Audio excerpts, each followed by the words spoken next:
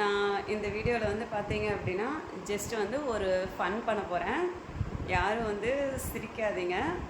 ஏன்னா வந்து இது சும்மா என்னோடய ஆசைக்காக வந்து பார்த்தீங்க அப்படின்னா இந்த விஷயம் வந்து பண்ணுறேன் நான்.